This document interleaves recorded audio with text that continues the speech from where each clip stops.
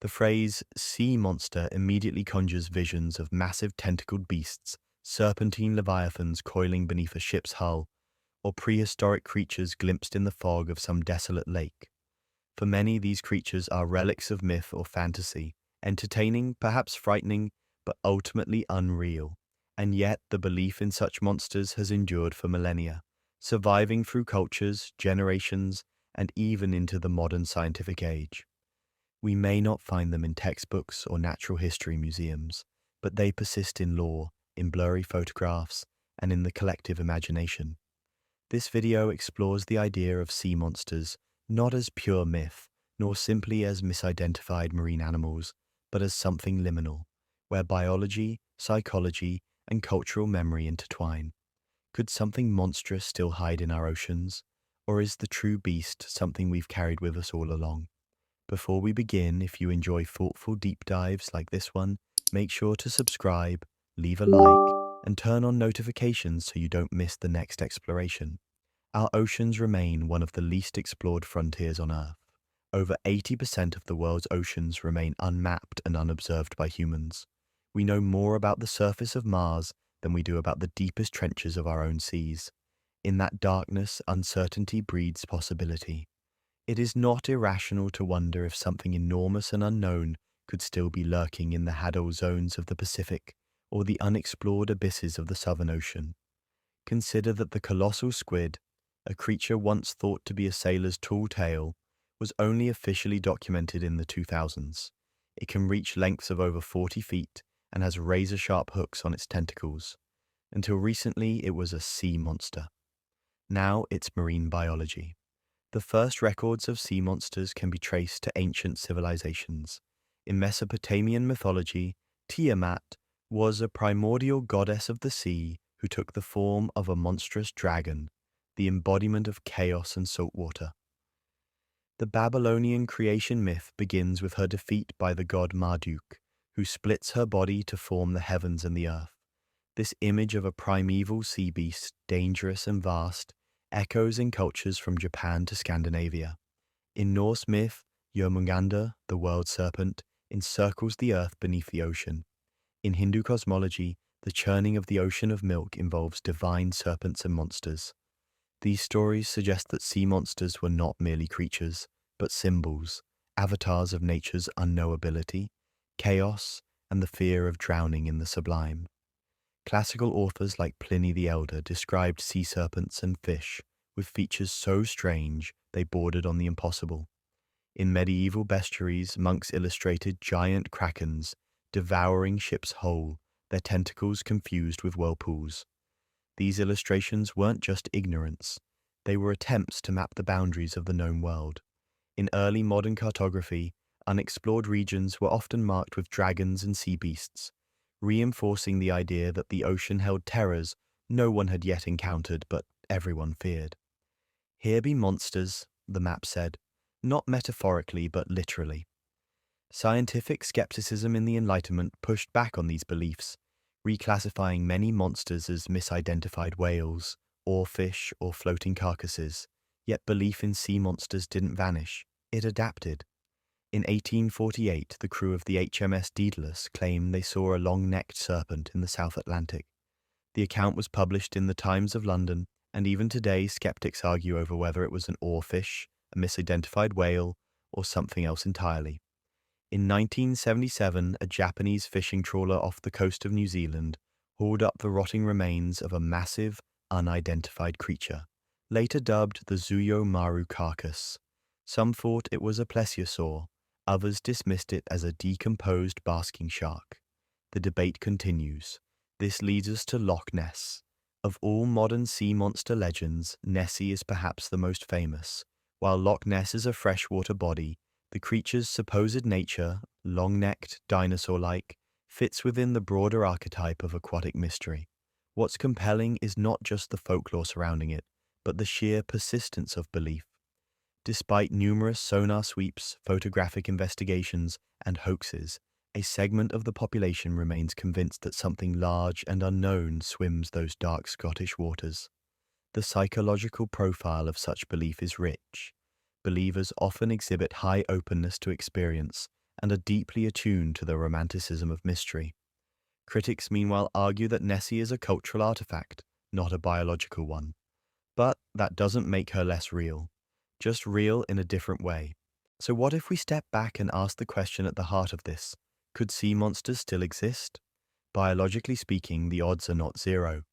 The ocean's sheer scale and opacity make it plausible that large, undiscovered species remain hidden. The megamouth shark was only discovered in 1976. The frilled shark, a 5-foot-long living fossil with rows of needle-like teeth, was spotted alive for the first time in 2007. These discoveries aren't proof of monsters, but they remind us that the ocean keeps secrets well. Furthermore, large species tend to be elusive and rare by nature. A deep-sea creature that avoids sunlight and preys at crushing depths may never breach to the surface, and may be functionally invisible to current detection methods. The idea that a surviving marine dinosaur, like a plesiosaur, could inhabit Loch Ness or the open sea stretches credulity more than possibility. The fossil record shows a near-total extinction of marine reptiles at the end of the Cretaceous period, and yet we've occasionally found coelacanths, fish thought extinct for 65 million years, still swimming in the Indian Ocean. Evolution doesn't move on a human timescale. It's entirely within the realm of possibility that isolated, primitive species have endured where light does not penetrate and no net has dragged. The deeper the trench, the longer the timeline. The abyssal plain may be the Earth's time capsule.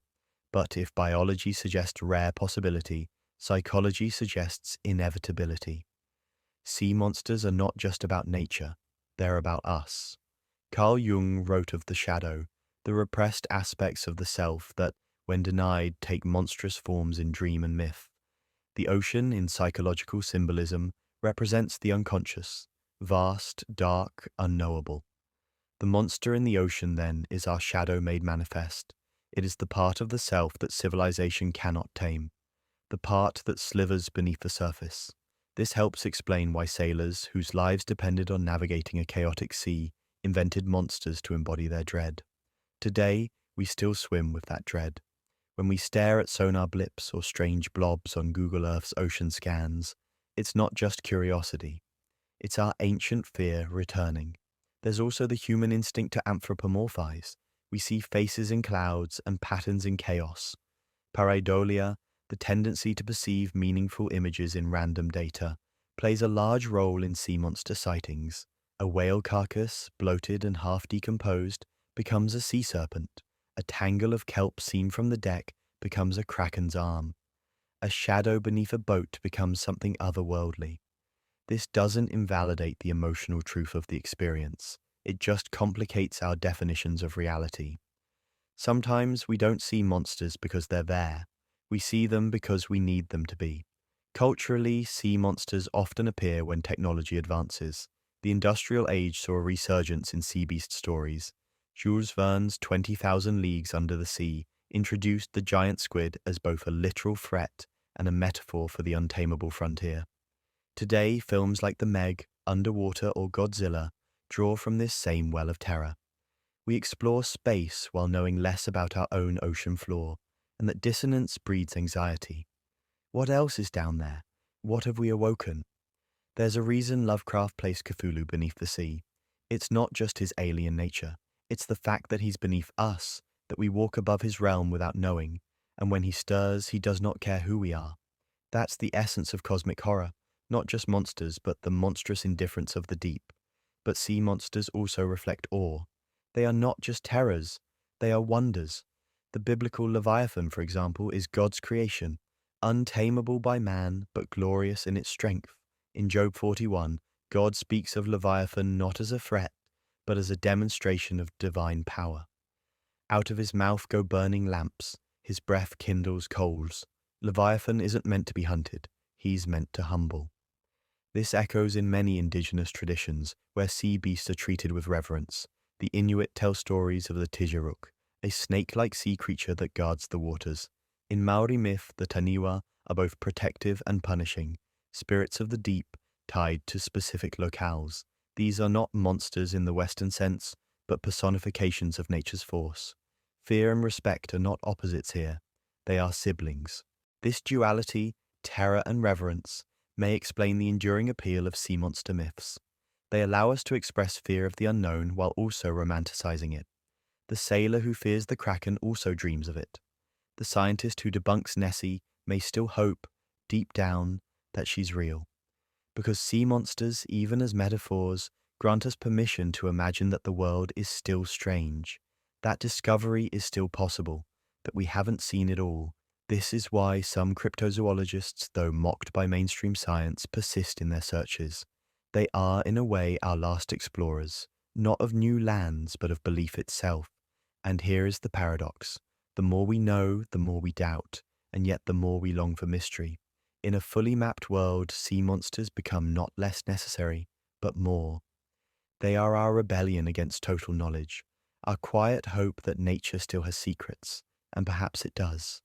In 2022, scientists discovered a massive brine pool in the Red Sea, over a mile beneath the surface, a toxic, bubbling lake within the ocean, where strange microorganisms live. This sounds like science fiction, but it's real. If such alien ecosystems exist undiscovered until now, who's to say what else lurks nearby? To believe in sea monsters, then, is not to reject science. It is to embrace its humility. The best scientists are not those who say impossible, but those who say not yet observed. In this sense, the mythic merges with the empirical. The Kraken and the colossal squid, the Leviathan and the megalodon, the taniwha and the frilled shark, they dance around the edges of what we know. The sea, after all, is not just water. It is time, it is memory, it is possibility. It holds what we have forgotten and what we have not yet found. In closing, the question isn't just, do sea monsters exist? It's, what does it mean that we keep asking? The persistence of these tales across cultures and centuries suggests they answer something deeper than biology. They satisfy an existential itch, the yearning to believe that the world is still big, that danger and beauty still dwell together, that not all dragons have been slain. We may not find Yermungandr or Nessie or Cthulhu in sonar scans or on submersibles, but we will continue to tell their stories, and in that act they live, not just as creatures, but as reflections of our psyche, our fear, our awe. They are, in every sense, the last Leviathans. Thanks for watching. Please subscribe for more long-form deep dives, like the video, and turn on notifications to stay updated.